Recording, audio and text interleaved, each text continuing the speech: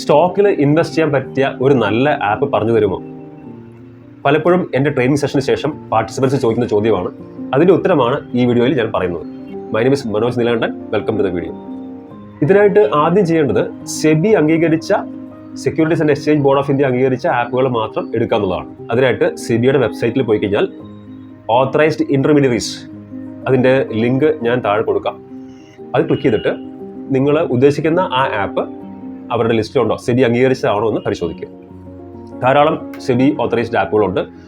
അതിനെപ്പറ്റി പറഞ്ഞാൽ ഒരു പ്രൊമോഷനായി പോകുന്നതുകൊണ്ട് പറയുന്നില്ല. എന്നാലും ചില ലീഡിങ് ആപ്പുകളെ പറ്റി ഞാൻ മെൻഷൻ ചെയ്യാം. പക്ഷേ നിങ്ങൾ അതൊരു റെക്കമെൻഡേഷനായിട്ട് എടുക്കരുത്.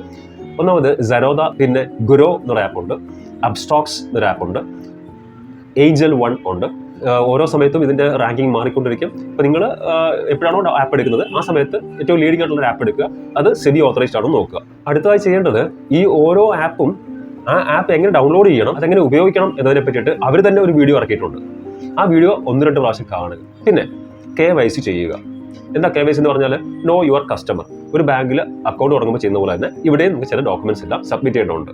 ID പ്രൂഫ്, അഡ്രസ് പ്രൂഫ്, അത് ഫോട്ടോഗ്രാഫ്, സിഗ്നേച്ചർ, അതുപോലെ പാൻ കാർഡ്, അതൊക്കെ സബ്മിറ്റ് ചെയ്യേണ്ടതുണ്ട്. അതൊക്കെ റെഡിയാക്കി വെക്കുക. അതെല്ലാം ഓൺലൈനിൽ സബ്മിറ്റ് ചെയ്യുക. KYC ചെയ്യുമ്പോൾ തന്നെ നമ്മൾ 3 അക്കൗണ്ടുകൾ ഈ ആപ്പുമായിട്ട് ബന്ധിപ്പിക്കുന്നുണ്ട്. ഒന്ന് നമ്മുടെ സേവിങ്സ് അക്കൗണ്ടാണ്. IFSC കോഡ് കൊടുത്ത് ആ അക്കൗണ്ട് നമ്മുടെ ആപ്പുമായിട്ട് ബന്ധിപ്പിക്കണം.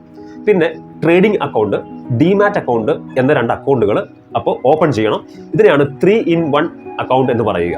Savings account, demat account, trading account. നമ്മുടെ മൊബൈൽ നമ്പർ, ഇമെയിൽ ID എല്ലാം നമ്മളുടെ തന്നെ ആയിരിക്കണം. വേറെ വീട്ടിലുള്ള മറ്റു ആൾക്കാരുടെ മൊബൈൽ നമ്പറോ ഇമെയിൽ ID കൊടുത്ത് ചെയ്യരുത്. 18 വയസ്സ് കഴിഞ്ഞ ആൾക്കാർക്കാണ് സ്വന്തം പേരിൽ അക്കൗണ്ട് തുടങ്ങാൻ പറ്റും. അതുപോലെ തന്നെ പലരും ചോദിക്കാറുള്ള ചോദ്യമാണ്, ഇൻവെസ്റ്റിങ്ങിന് വേറെ ആപ്പുണ്ടോ, ട്രേഡിങ്ങിന് വേറെ ആപ്പുണ്ടോ എന്നുള്ളത്. ഇല്ല, ഇൻവെസ്റ്റിങ്ങിനും ട്രേഡിങ്ങിനും ഒരേ ആപ്പ് തന്നെ യൂസ് ചെയ്യാം. നമ്മൾ ചെയ്യുന്ന രീതിയാണ് നമ്മളെ ഇൻവെസ്റ്ററോ ട്രേഡറോ ആക്കുന്നത്. ഞാനൊരു സ്റ്റോക്ക് വാങ്ങി അതിൽ ദീർഘകാലം ഹോൾഡ് ചെയ്യുകയാണെങ്കിൽ ഞാൻ ഇൻവെസ്റ്ററാണ്. ഞാൻ സ്റ്റോക്ക് വാങ്ങി പെട്ടെന്ന് സെല് ചെയ്യുകയാണെങ്കിൽ ഞാൻ ട്രേഡറാണ്. ബൈ ആൻഡ് സെൽ, ഈ 2 ഓപ്ഷനും എല്ലാ ആപ്പിലും ഉണ്ട്.